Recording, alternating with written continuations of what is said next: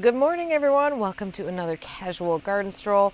This is the weekly-ish time when I just walk around the garden. We just talk about what's going on as though you're right here with me, enjoying a cup of coffee or a cocktail, depending on when we're filming this. And for today's video, you could actually be appropriate to have both because while I'm filming this introduction Sunday morning, I filmed the actual tour last night, or evening. So we were away on a sailboat race. It's an overnight race, so we don't sleep, and then we take a little nap on the way home, but and not so fresh, you know. So anyway, I did film last night. There's a fair amount of cuts. I've already edited that and put that up on the unedited garden stroll. I edited that. I just put the cuts together last night, or excuse me, first thing this morning, and then came out here to film this. It is a little, lots of cuts, and a little rough, strictly because I was just like not super, not on my game, basically. Anyway, but I did want to start out here this morning with showing you what's happening out by the greenhouse. Now, first of all, I'm just going to tell you that I have never, ever been this far behind in my garden, ever. I'm not feeling great about it. I am accepting it and just being like, well, this is why we garden. I don't have any garden events, no tours, no photo shoots, anything planned for this year as of now, which has really, thank gosh, which has allowed me to take on some bigger projects that I wouldn't have taken on if I did, because I'd be busy getting the garden ready for that, which means everything's a little bit delayed. It's really not been an issue until this week. So because we've had a very cool spring. Everyone in Wisconsin and I think the Midwest, parts of the Midwest anyway, have been sort of commenting on how cool it's been. We've had, I would say, our top temperature here at the house, we probably had 2 hours at 80 degrees so far this year. Now, forecast for this coming week is 90s for 3 days. Whether we'll have that here, I don't know. We are, of course, insulated from those temperatures. Not insulated, protected from those temperatures because we're so close to the lake, which, having just crossed it twice in the last 36 hours now, I can tell you that the temperature of the lake water right off the shore here is 57 degrees. The temperature of the lake water, pretty much smack dab in the middle of the southern part of the lake, was 69 degrees, which was a savior Friday night crossing the lake, because otherwise it would have been even colder, because you guys talk about my puffy coat, the layers, and I was still cold. The layers on Friday night going across the lake were whoopee, like this, a down insulating jacket, and then a puffy coat over the top of that. So, yeah, there was, it was chilly. So anyway, I can't have stuff sitting around in pots when it's going to be 90 degrees. It won't be happy. I wanted to start this tour, though, by talking about the greenhouse, which normally would not be up. Normally, the greenhouse is down by mid-June. That's usually my goal. End of June for sure. Nope, we're going full into July this year, which, thank goodness, I have the greenhouse I have now, because the other greenhouses the plants would be just so unhappy in them because they'd just be cooking in there.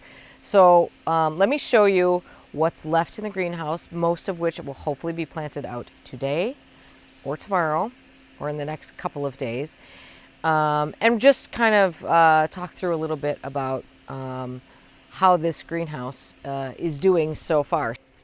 So it's early and the sun's just kind of, well, not that early, but the sun's just kind of coming this direction. But this is the Haven inflatable greenhouse. I've done a video on the setup and a video updating it, so this is another update of that. If you missed those videos, I'll just tell you basically that the way this works is that the structure of it are these tubes right here, and this is the same inflatable technology that you use for paddle boards and kayaks and those inflatable floating boat docks, things like that. Same thing, same concept. Manufacturer actually makes some of those products as well. So I've mentioned this before in other videos about this, but since this greenhouse is designed to be a permanent structure, it just has these features that I've never personally experienced before when I've been using basically pop-up temporary greenhouses. And I'm just appreciating them so much. In particular, the side walls are so much better on this. So this is all one piece that goes across the top, and it's zipped up the sides all the way across. And so it's super sturdy. In the past with these pop-up greenhouses, if it was windy, I would get a lot of the sidewalls sort of blowing in, and I'd have to set up stakes to hold them out. And over time, those stakes would get, loosen up and whatever. So by this time in the season, I would have a lot of issues with those sidewalls coming in and out. So obviously I'm not dealing with that, which is great. Let's go. Well, first of all, I'll just mention here, I've talked about this frequently throughout these videos, but the fan that comes with it, which is a Wi-Fi fan, but now it's all set up and I never have to worry about it, is just such a game changer. It works so well at keeping the temperature regulated in here.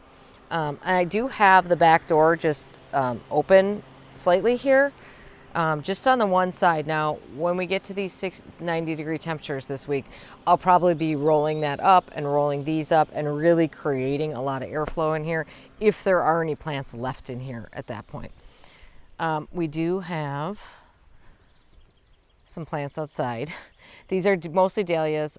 There's a few cosmos and stuff that I haven't planted, but this is mostly dahlias. I've not finished planting the dahlias yet, but look, they're plenty happy. This guy, what is this? This is Totally Tangerine, is gonna flower right here. So there's that. But let me show you what's left inside. This is sort of an admission of the plant pile and how we're looking inside. By the way, these are rejects for one reason or another. Well, some of these I thought hadn't sprouted, and they did. Some of them I'm a little worried about because I'm pretty sure they might have a virus situation going on. Not positive. This is actually looking, other than the tips on that, it's looking pretty good. This is hunk of pink. I think that one came out because I thought it hadn't sprouted, and it did when it got, it just took some time. Okay, so let's go in. So first of all, one of the things that you're supposed to do with these greenhouses is you are supposed to come in and check the pressure on the inflatable tubes, which is very easy to do. There is, actually what you do is you stick the pump, which here you can see the hole right here, down here. You just stick the pump in there, and the pump has an electric readout of the PSI, and you just want to check the PSI to keep the PSI constant. Have I done that once this year? I have absolutely not. It's not been an issue. I mean, these are still rock solid. Everything feels really sturdy. We've had some very big wind come through. Had no issues whatsoever. This thing has not budged. This is, I've shown this part before. This is the part that kind of holds this all together. These corner brackets plus the strapping. This is really important. But, these straps are still plenty tight on here. If the PSI was low, you would end up in a situation where these were kind of moving around a little bit. Everything else is perfect. I mean, obviously, if you're going to grow in a greenhouse without a base, just sticking it on grass, as I have here, you're going to have some grass growing in it, which I have. So, I mean, this is not really a big deal. We'll just, when this comes down, we just mow it, and it's gone. Let me show you what plants are in here left. So, these all have homes. They just haven't met them yet. I have a few, these are sort of some late seeded castor beans. So those are just getting a little bit of growth on them before they go out. These are things I bought as plugs from garden club plants that really should get out. There's good roots on these. In fact, the labels I stuck on them to tell me what they were are all gone, so it's a bit of a guessing game. But there's some delphiniums. This is, I know that this is Family Jewels plant.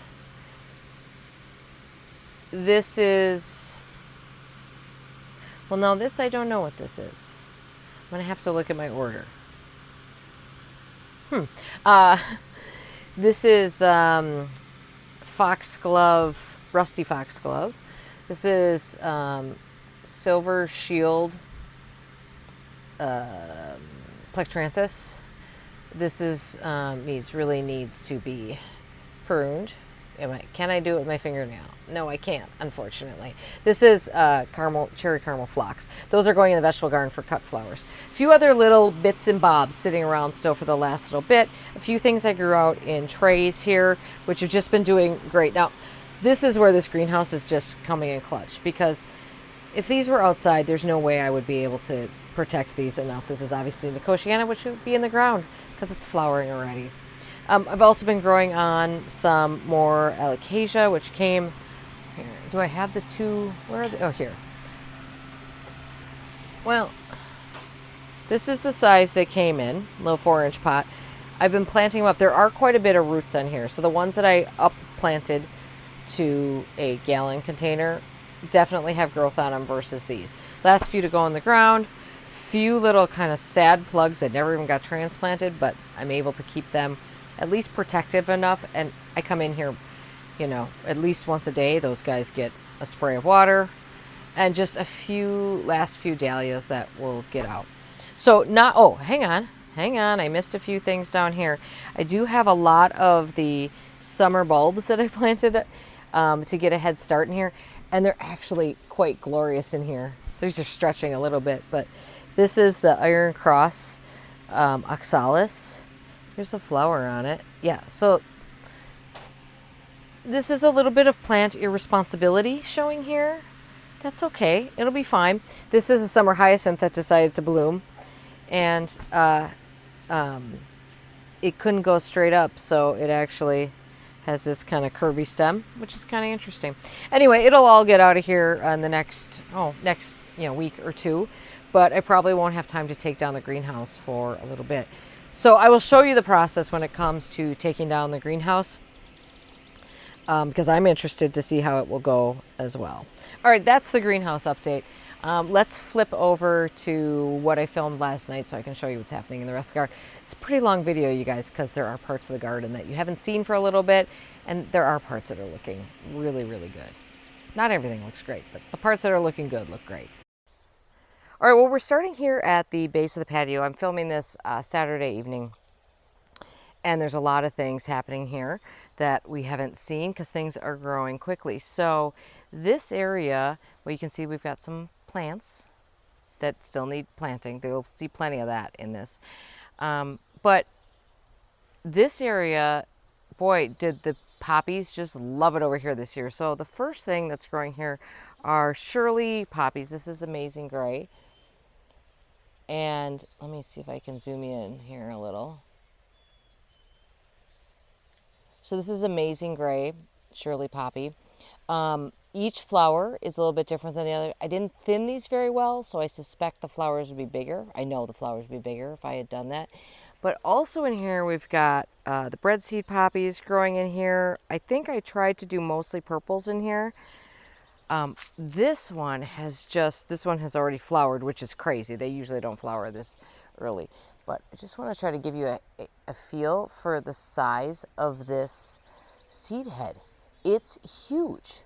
I love poppies for the flowers, but I actually love the seed heads and what happens afterwards just as much. Also in here, you'll see through here, this is the Phlomis Amazon.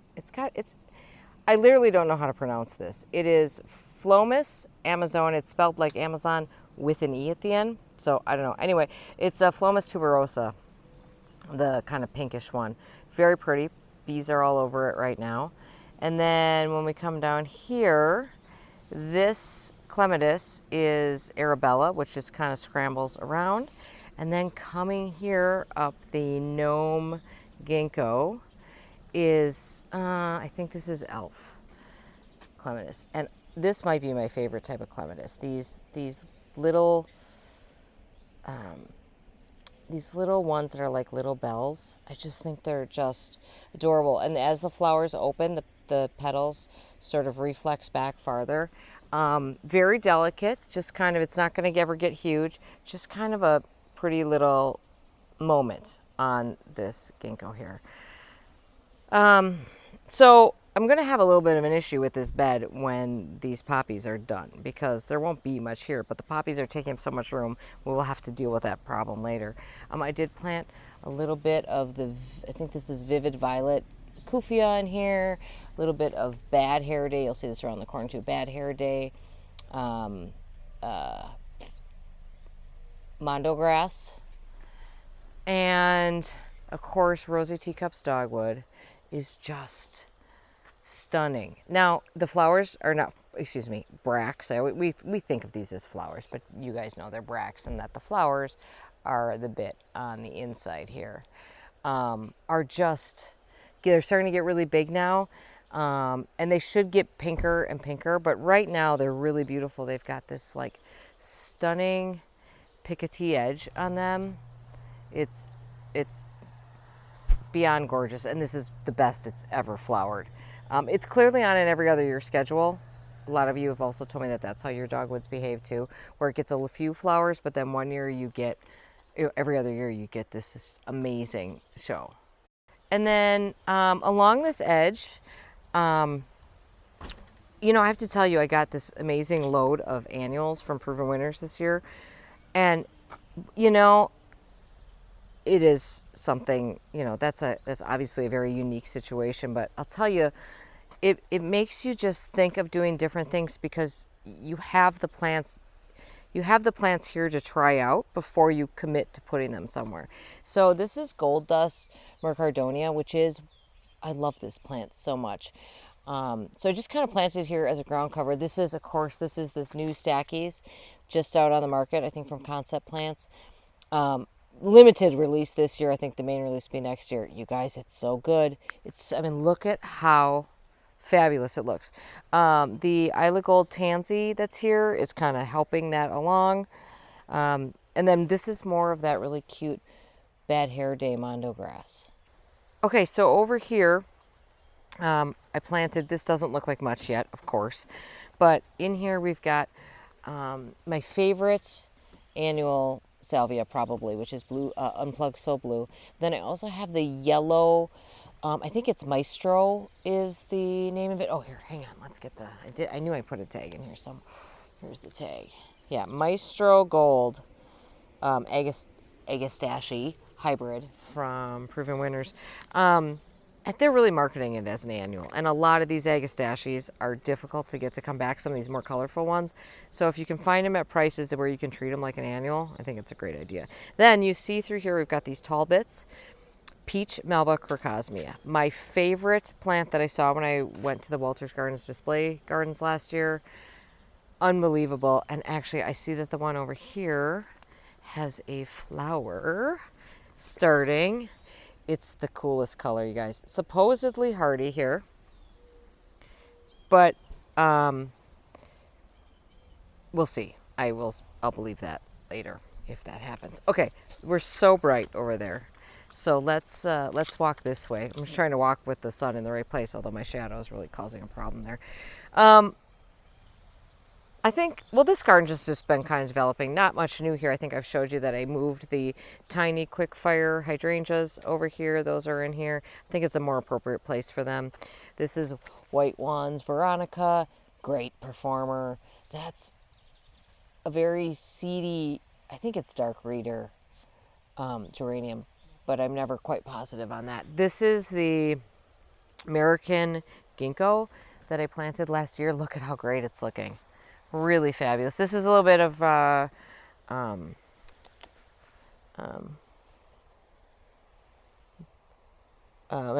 verbascum. I think it's Snowy Spires. It reseeds for me, so I planted it once and it's been here since, which is great. And then of course we've got some clematis moving up the spruce here. We've looked at this garden quite a bit. Nothing has really changed. Still looks good. I'm going to do a whole container video, so we'll talk more about the containers separately. But this garden looks really pretty right now. First of all, the climbing hydrangea is in full, glorious, amazing, amazing bloom. Just, I mean, look over here. Just gorgeous.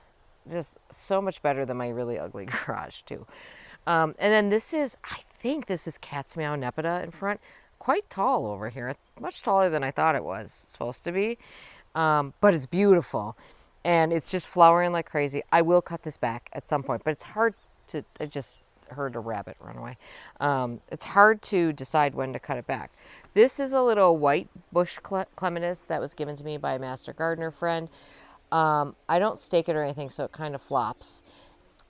I love how it just sort of intermingles with the Nepeta here. I mean, I love everything to kind of, I like things to be cozy, obviously. Back here, we've got an aster. It's down here. And it's pretty spready. I moved it around the garden last year. But this is, I'm going to fill in this with dahlias. So there's some holes here, but this is going to get filled in with dahlias. And then I put in here, I put in some pineapple lilies down here. 3 of those, eucomis. I don't know what one it is. I need to look that up. And then over here on this edge, I've got unplugged white salvia. First time I'm trying that. I think it might be new, but I've never grown it before if it's not new. And I mixed it in with the Toffee Twix Carex. And come on, I know people hate this plant, but I like it. And I think it looks really pretty in this combination here. And I love how we're picking up the blue of that hosta over there. Okay, I'm jumping around the garden a little bit. I apologize, but the sun has finally hit this part of the garden enough that or is behind a little bit, so I can, you know what I'm trying to tell you. I can actually show you this. The tiny tough stuff hydrangeas are getting all budded up here. They are looking really pretty. You can see back there we've got one little blue flower. So they'll be going soon. And then of course through here I always like to plant, well I have planted here, Hudson River clematis. Let me back you up. That kind of just scramble around here. So here's a flower down here, same plant, flower down here, flower pops up there. It's a beautiful clematis, and I like this one a lot. And then when I was in Charlotte last week, somebody asked me to talk about this. So this is Kinsley's Ghost Honeysuckle, which I have formed up into a tree form. Now, of course, it's kind of draping over everything right now because it's in, like, you know, it's putting on a ton of growth. It is a very healthy vine. Maybe you can see underneath there that it is all limbed up underneath there. So when this is all done flowering, or whenever I'm sick of it, whatever, I'll prune this to be a better shape and not be flopping all over the hydrangeas. That's just kind of how I manage it. The boxwoods here have gotten quite woolly, and it would be great if I got around to pruning them, but given the upcoming weather, I won't be doing that. We'll wait until it's cooler. I have pruned these later in the year, and we're fine. They're just a little shrubby. It's okay. This is just a little Welsh onion. I got the other one that lives over on the other side of the patio from a garden that I visited several times. She's a lovely gardener, and it's just, I love it. I just love it. There's seedlings pop up, and I really got to do a better job of collecting the seedlings and growing them on because they're very easy to accidentally weed out, and I think it's such great structure in the garden. Let's just move around this way quickly.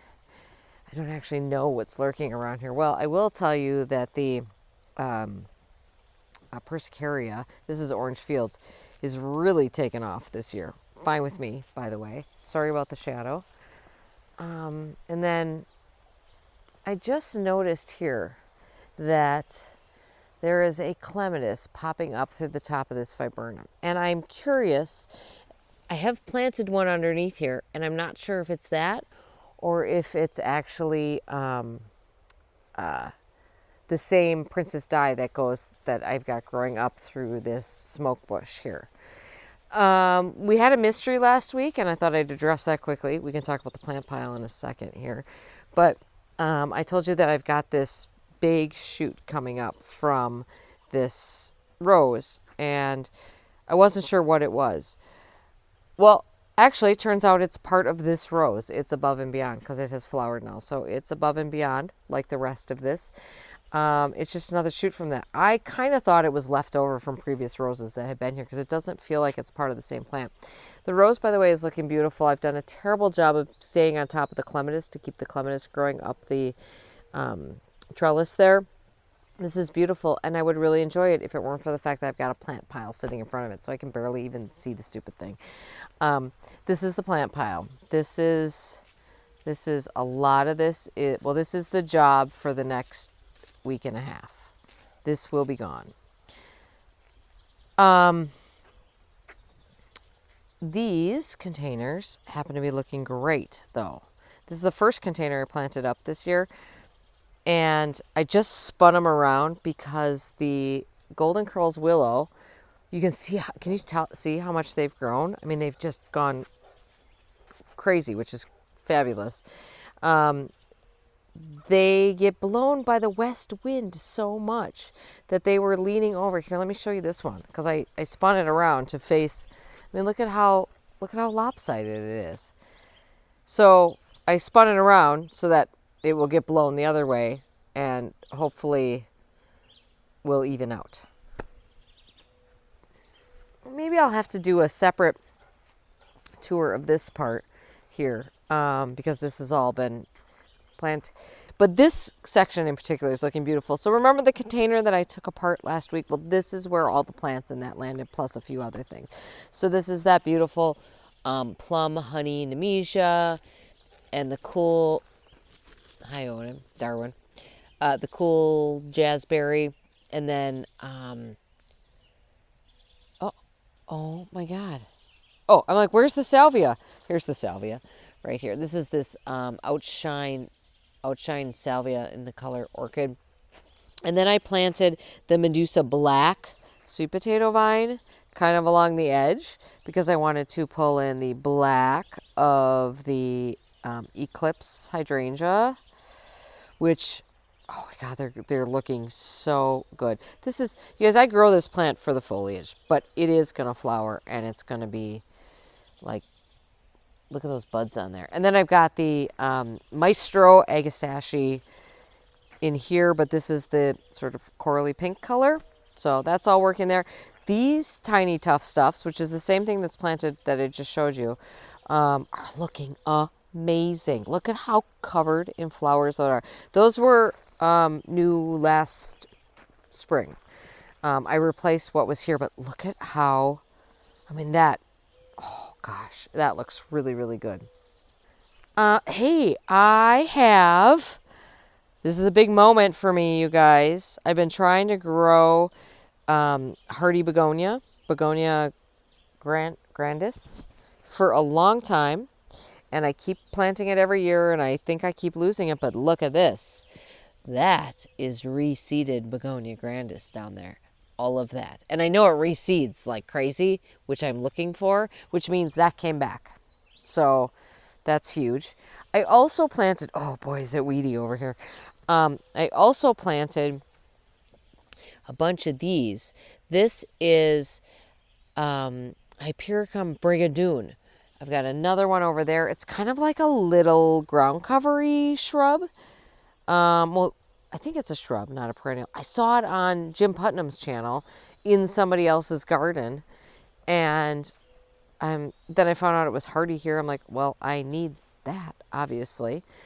Okay, moving around. This is looking kind of pretty. I need to refill the water bowl. But the goat spirit Aruncus is blooming back there, and I think that's so, I don't know, it's a very, oopsie, sorry. It's a very delicate, beautiful, I mean, that's beautiful. I love it. And then beyond that, we've got the, let me bring it back to normal size here, sorry. I'll get the hang of this. Beyond that, we've got this beautiful Astrantia. I think this is Sparkling Stars Red, which I decided I like better than the one I'm going to show you in a second. This is, I think, Sparkling Stars Pink. Although, this is beautiful, certainly, as well. But boy, you guys, Astrantia seems to be hard to find for no reason. There's no reason why this should be hard to find. I'm irritated that it is. Because it's It's such a beautiful plant. Kind of I think it's a part shade situation. I don't think it wants full shade for sure. I think it's think of it as sort of part shade. I'm just looking here and noticing sticks where Sanguisorba once was. Thank you, resident deer. Flowerful hydrangeas. Let me zoom you out again. I think I got you zoomed in here. Flowerful hydrangeas.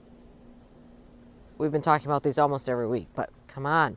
Look at all the buds on them. They're looking so good. They're getting quite tall. I still haven't pulled out the motherwort behind there, which I need to get on top of. And I am just loving the Lady's Mantle, Thriller Lady's Mantle, planted as around the base of these hydrangeas, other than this jewel weed here. Lots of buds. The hydrangeas are looking good this year. I'm happy about that. Oh my God, you guys, so many bunnies. So many damn bunnies. String Theory, Amsonia, Christophii, Allium, which is huge. Forgive me, I'm kind of walking in circles here, but I did just want to stop over here because we kind of skipped this part. And I wanted to show you, even though we talked about it last week, I wanted to show you the Lady's Mantle that's over here, because it really, really could not be looking any prettier. I mean, just, if you love chartreuse, you gotta love this moment, right? Really pretty.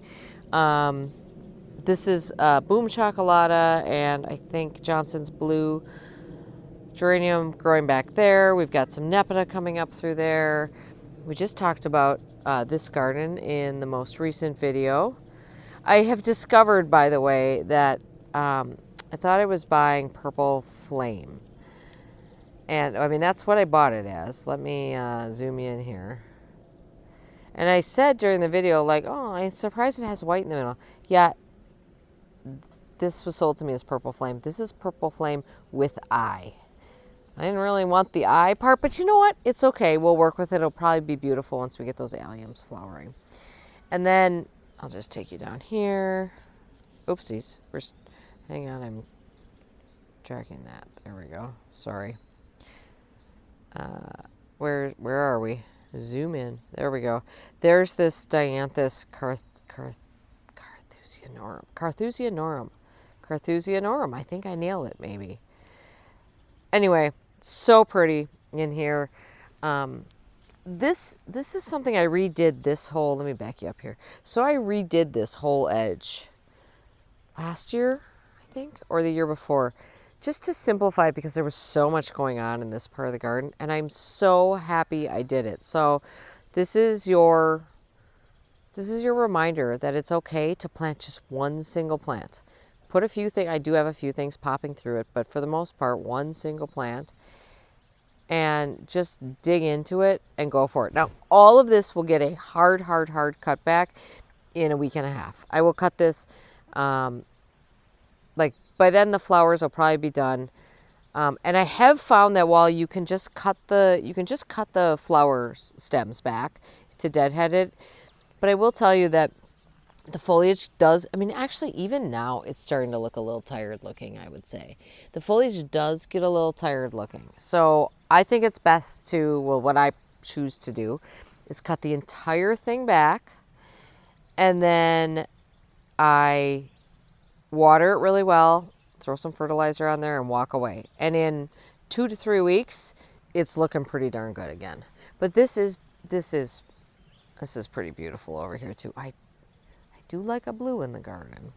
Okay, this bare spot that you see there is normally where a Encente banana would go. But this year, I was sent to trial as part of like the garden writers thing. I got Ever Red Hardy Banana. Now, this is a true Musa, although it's not a fruit-producing one.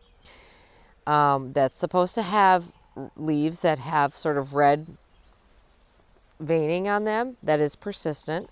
Let me show you it. It's right here. And it is hardy to zone 5 with protection big asterisk there. And I have planted 3 of them here. 1, 2, 3, which if they grow and stay will be way too many. But I hope, I keep pumping water over here. I really want these to do well because I've decided I really like a banana in this spot. So I would love if I can just throw a bunch of mulch on here and protect these really, really well in winter and they will come back. That'd be a lot easier than the whole Encente banana thing. Speaking of Encente bananas, we have one right here in this pot. We'll talk about that in a container video, but the sun just hit this just right now, and isn't this glorious over here? I can't get over the climbing hydrangea. I forget how beautiful they are. They are so beautiful, but every year I sort of forget, and it's outstanding. This is, it really kind of flowered itself out quickly. This is Blue Kazoo Spirea, which has kind of bluish foliage for a spirea. You know, pretty white fluffy blooms. This one I just keep pruning it back and keep pruning it back because it's supposed to be like 3 by 3. Yeah, right. Yeah, right. So I'll probably prune it back when it's done flowering, to be honest. It seems to be fine. It's a spirea. They're very tough. I don't think I've shown you the heptacodium. Have I? I don't know. I can't remember what I show you from week to week, to be honest. This is the heptacodium 7 Suns tree that we planted last year, and I love it. I'm so happy we chose it. It's the perfect thing. Now we've got some branches that are kind of sticking out sort of oddly sideways, which is fine. I'm kind of going for that sort of vase look as it grows, and it will grow quite a bit. You know, we'll prune those out or we won't. I don't know. We'll figure it out then. We don't have to make any decisions. But and I will say, you know, I've been debating whether these hostas and this Heckelacloa Striped Rich are really the right choice for this. Well, you know what? I think so far, they're looking quite beautiful. That is a weed that needs to be pulled. But I think, and I gotta get back on chopping off the columbine here. But I'm pretty happy, actually, with this situation over here. This bed is the bed that was sort of destroyed by the great electrical dig accident. But I've been adding stuff. You can clearly see the path they went through. But it's filling in nicely, and there are some beautiful things. And a few things have emerged. A few things have started popping up, and I've had to go in there and rescue them. So I think it'll all be fine. And I did have to plant over here, like I planted in a few more little heucheras, and I think this is these are heucherellas and heucheras here. This garden, Carol worked hard on weeding this out a little bit. It was pretty rough over here. This is, I think, a really good example of a few plants that, when planted in repetition, look pretty darn good. So the white that you see is my very favorite pulmonaria. It's Diane Claire, right? The grassy bit that you see is Flocka Blue Zinger. I have also added in, although you can't see it yet, I've added in a few bits of Carrick's Flocka Blue Bunny, which is a thicker version, kind of like a thicker leaved version of Blue Zinger. So I think that texture will be good. And then, of course, the chartreuse you see is Heckelacloa All Gold. We've got some Simicifuga or Actea coming up through that, which is, I forget which one it is, but it's one of the dark ones.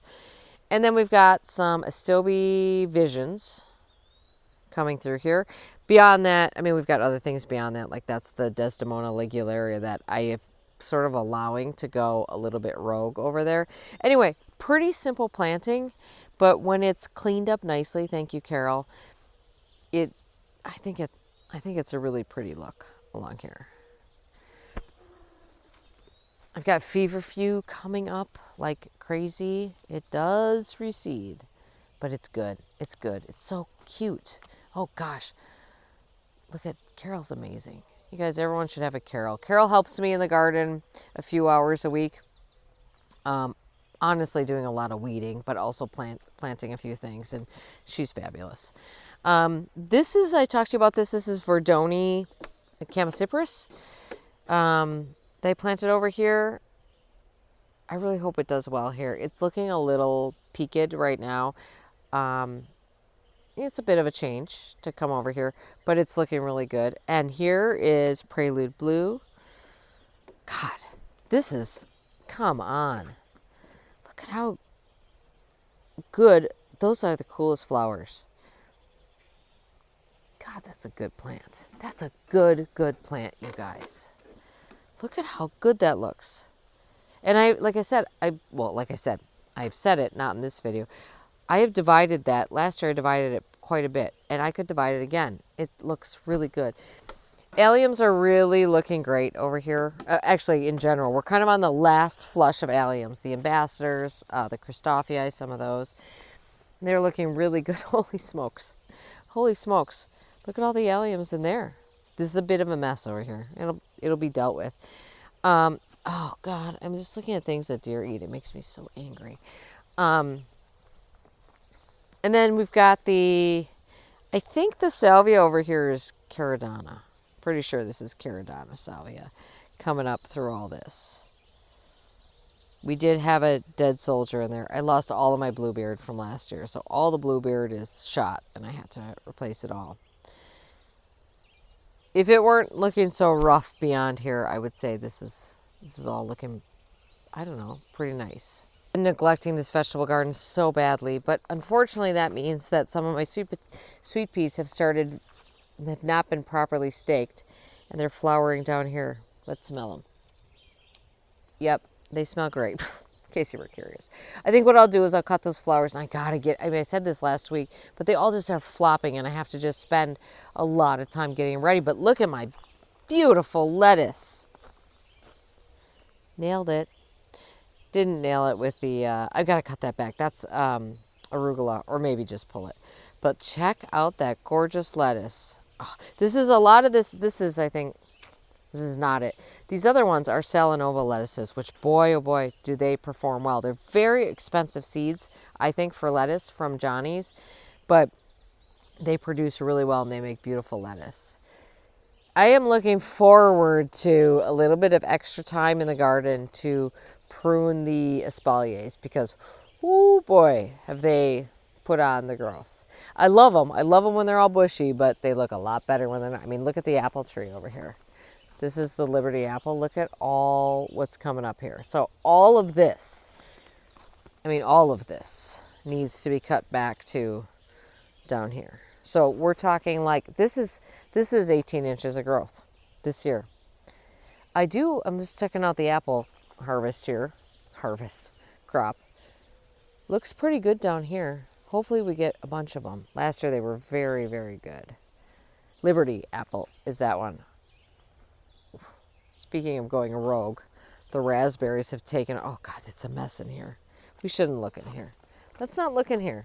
It's not making me happy. Oh God, I gotta cut the garlic scapes off. Oh God, it's a bad situation. I tell you what, I will admit that when I get really busy in the garden, because the vegetable garden is on drip irrigation, it is the first thing to get ignored. And it's not fair. I still have not planted up these hanging baskets over here. That will happen tomorrow. By the time you're watching this video, these will be done. It's just, I don't know. I can't really explain what happened this year, but it did. So we're just going to go with it. I did reline these baskets a little bit to, well, whatever. They look like garbage right now, but they'll look better when plants are in them. And crystal blue salvia is blooming over here. This is a great one. It's a fabulous rebloomer. So once it's done, if you cut it back, it does really well. And I gotta say, I do like this lighter color. Roy Diblick planted it here in conjunction with other ones, but I gotta tell you, it's outperformed the other ones in this spot. So that's why you see mostly crystal blue here, because it did the best out of all of them, so it's still here. you get these, you get that beautiful golden hour, and you get these beautiful Christophii alliums. Holy crap, they're huge. You guys, let me back you up here on the wide angle. Can you see how huge these are? They're enormous. Okay. Oh, God. Damn it. Dear. Oh, you guys, there's been struggles here, let me tell you.